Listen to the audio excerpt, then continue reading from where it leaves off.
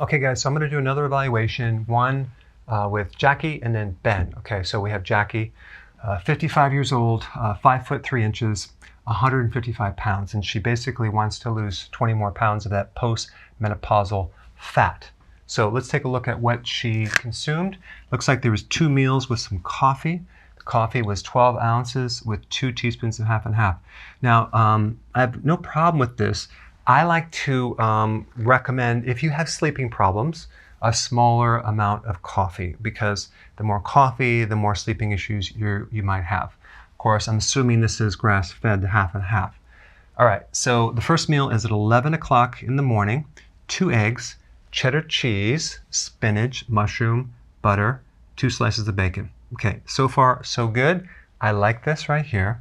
And then the second meal at 5 p.m., we have 4 to 6 ounces of chicken, thin steak, burger, pork, coconut oil, or actually cooked in coconut oil. Now, I'm assuming that you didn't have all of these. This is kind of an average what you do consume. So I don't know for sure, but I'm assuming that. Okay, so this is fine. The big thing that pops out is, where are these things called vegetables? Where are those? Okay, we have no veggies. That's what we're missing. You have fat, you have protein, but very small amounts of vegetables. So that's the thing that just kind of jumps out and slaps me in the face. Okay. The other thing, you're eating at 11 o'clock and 5, so that's a 6-hour window. What you want to work at is to start to push this first meal forward. That's what I would do until you can get maybe 1 o'clock. That would be awesome. Okay, so that would be another suggestion. So the other thing I want to mention is this thing called postmenopausal. Okay, what does that mean? It means that you gain weight right after menopause, and that's an activation of the adrenal glands. Okay, so the adrenal glands will spike cortisol, and you could easily gain 20 pounds. Okay, so another reason why a smaller amount of coffee to enhance your sleeping would be a good idea. The other thing that I would look at is increasing more potassium to help cortisol, and vitamin B1 and other B vitamins as well. So where do we get potassium from? Vegetables. Okay, that's going to help her. It's going to actually calm the nervous system down, because all this protein is going to rev things up, and again, it could actually affect the sleep. And B vitamins. So you can also do electrolyte powder and nutritional yeast for the B vitamins. I think that would actually really help her with this. So those are the changes for Jackie. Now let's switch to Ben. Ben's 24 years old, 5 foot 8, 178.5 pounds. Okay, so Ben, you didn't tell me how many meals that you consume. So I'm assuming it's 1 meal. So I don't know. But 4 slices of salami, 4 slices of pepperoni. I don't know the quality. That's something I would look at. Then we have beef chorizo, 1 ounce. Then we have 3 eggs, whey protein, 39 grams. Okay, so far we're stacking up the protein here, right? That's quite a bit. Okay, then we got kimchi, which is a fermented product, which is really good, 1 ounce. It's really going to help your digestion. Then we have a half a cup of cottage cheese.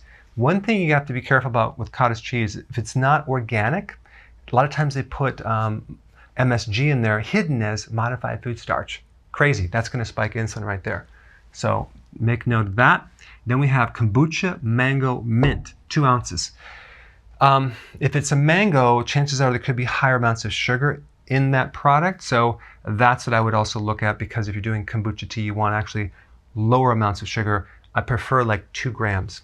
Okay, next one is matcha tea. This is really good. And instead of coffee, I like this a lot because it has a lot of nutrition with a little caffeine.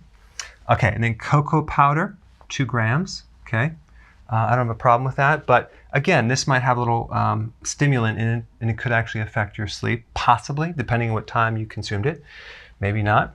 Then we have sauerkraut, 5 grams. Okay, another good fermented product that will help your digestion. And then you're taking a probiotic. Okay, so I can see right there that you're supporting your digestive system, so there could be some weakness with that. And then we have a butter spread with olive oil, 4 tablespoons.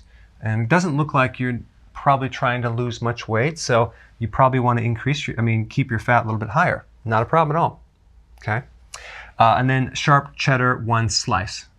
And then we have wild caught raw shrimp. Now I love the fact that you're doing wild caught because the farm raised, just disgusting. It's actually loaded with arsenic and all sorts of chemicals. So definitely want to do wild caught shrimp. The problem is going out to dinner and ordering shrimp. You don't know what you're getting. You're probably not getting wild caught. Okay, oven roasted turkey, 5 ounces. Okay, I don't know the quality. Bacon, 4 slices. I know there's no nitrates, but I don't know if it's no sugar or whatnot. Okay, so Ben, there's a lot of protein going on here. Tremendous amount of protein. I don't see a lot of vegetables. Okay, so we have Jackie and Ben have a similar thing.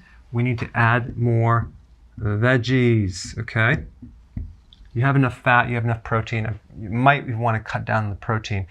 Now, if you have IBS, okay, or SIBO, which is small intestinal bacterial overgrowth, this could be why you're not consuming a lot of vegetables, because that could actually make things worse if you're doing too much.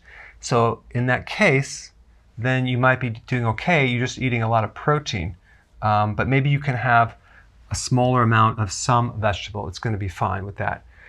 By the way, if you have this overgrowth of bacteria that's actually living in the wrong place, your small intestine, you don't want to add a lot of fiber to it, and you don't want to add probiotics. Why? Because you have too many probiotics there in the first place, okay? You want to do intermittent fasting, you want to cut down your sugar, which you're doing, and you want to have like herbal things like oregano, thyme, garlic, things like that to act as a natural antibiotic. But the most important thing is to increase your stomach acid. So you want apple cider vinegar with each meal, a good amount, probably 4 tablespoons in some water with a straw. All right, Ben, that's my evaluation, okay, and Jackie. All right, guys, thanks for watching. So we've been getting a lot of success stories, but I don't have your success story yet. So click the link down below and upload your before and after. I want to actually hear about your success story. I want to see your before and afters. And every week we do featured success stories. So click the link down below and share your success.